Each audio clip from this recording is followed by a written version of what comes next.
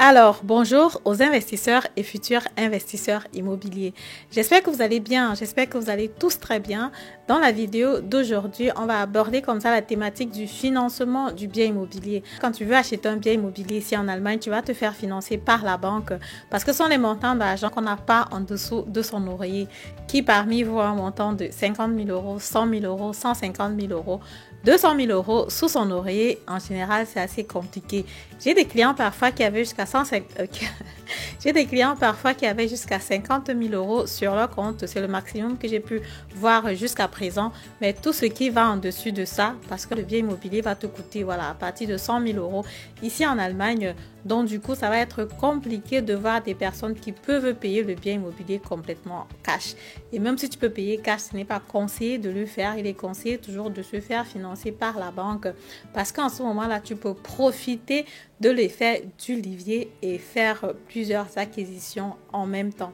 Donc, dans la vidéo d'aujourd'hui, j'ai envie de te parler comme ça des étapes du financement du bien immobilier. J'en avais déjà parlé dans certaines vidéos précédentes. Je fais quand même encore un petit récapitulatif parce que dans la vidéo, si j'ai envie d'aborder trois axes assez importants. Premièrement, les étapes. Quelles sont les étapes? Qu'est-ce que la banque veut de toi? Deuxième élément, la durée. Combien de temps est-ce que ça prend? Parce qu'il y a beaucoup de personnes qui me demandent souvent, Madel, ça va encore prendre combien de temps, non? Troisième élément, je veux donc te parler comme ça de taux d'intérêt parce que le taux d'intérêt actuel, la situation a changé.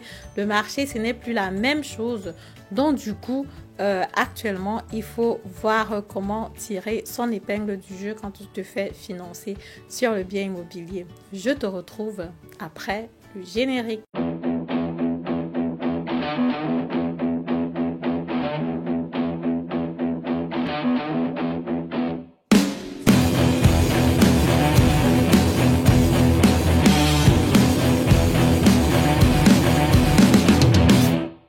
Alors, salut à toi, bonjour, mon nom c'est Madeleine Intedem, je suis investisseur immobilier, entrepreneur dans le domaine de l'immobilier, récemment auteur du livre Devenez millionnaire avec l'immobilier.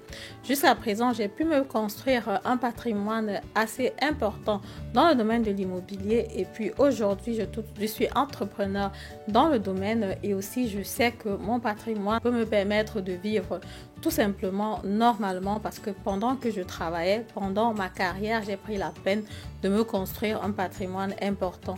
Si tu veux aussi te construire un patrimoine, si tu veux te lancer en investissement immobilier, si tu veux savoir comment ça fonctionne, tu peux me contacter. Toutes les informations sont en barre de description. Je propose de différents services, le coaching, le mentoring, l'accompagnement. Si tu veux que je te présente les biens immobiliers qui se trouvent dans mon réseau, la première consultation de toutes les façons, elle est gratuite. N'hésite pas de le faire, contacte-moi tout simplement. Voilà, revenons donc sur la thématique qui nous intéresse aujourd'hui. Je vais comme ça rentrer dans mes connaissances de conseillère financière selon le paragraphe 34i. C'est vrai que ça fait 2 ans par là que j'ai fait cette certification-là. Et d'après ce que je vois sur le terrain et d'après l'expérience que j'ai aussi sur le terrain, quand tu veux te lancer sur l'achat du bien immobilier, le financement va te demander, premièrement, tu dois remplir un formulaire pour qu'on essaye de calculer ta capacité d'emprunt. Après ça, quand on a vu, tu as des entrées qui sont supérieures à tes sorties.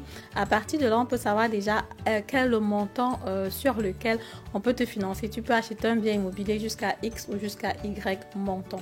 Quand on a déjà ce montant-là, on regarde le bien immobilier. Quand on le trouve naturellement, il faut que tu fournisses les documents pour le financement. Ça va être les documents personnels, comme par exemple les 3 derniers bulletins de paye, tes coordonnées, tes comptes bancaires, parce qu'il faut que la banque voit c'est quoi tes entrées, c'est quoi tes sorties, est-ce que c'est vraiment réel, qu'est-ce que tu payes comme loyer, qu'est-ce que tu as comme dépenses sur le mois, est-ce que tu as un crédit de consommation, est-ce que tu reçois vraiment ton salaire, des informations qui sont plutôt privées, qu'est-ce que tu auras à la retraite, surtout si le financement va dépasser le moment où tu atteins la retraite.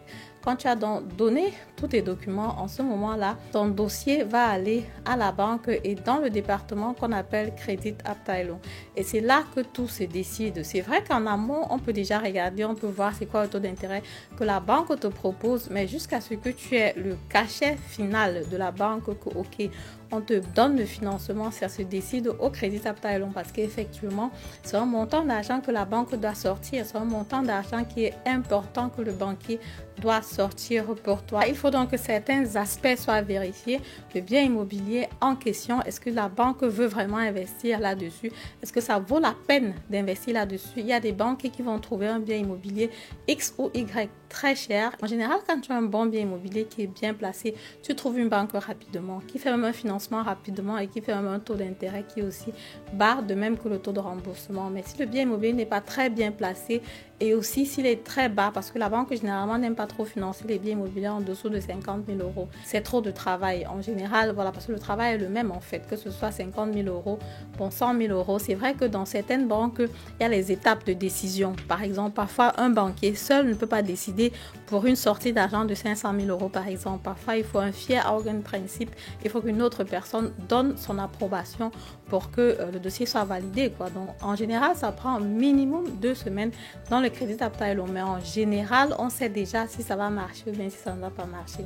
Et après, donc, quand tu reçois dans les documents de la banque pour ton financement, là, tu es sûr et tu peux donc aller chez le notaire pour pouvoir signer ton acquisition immobilière. Dans la durée de financement sur le bien immobilier, le crédit Tap Loan, comme je dis, c'est 2 semaines. Le temps qu'on rassemble les documents, c'est 2 semaines. En général, je dis entre 4 et 6 semaines, on fait sortir naturellement les jours de fête et tout ça. La bureaucratie à la banque, parfois, c'est assez lent. Voilà, c'est donc ce que je voulais partager avec toi dans cette vidéo. Si jamais la vidéo t'a plu, comme d'habitude, je t'invite à me mettre un pouce en haut, commenter la vidéo, partager massivement la vidéo et on se dit à très bientôt pour la prochaine vidéo. Au revoir.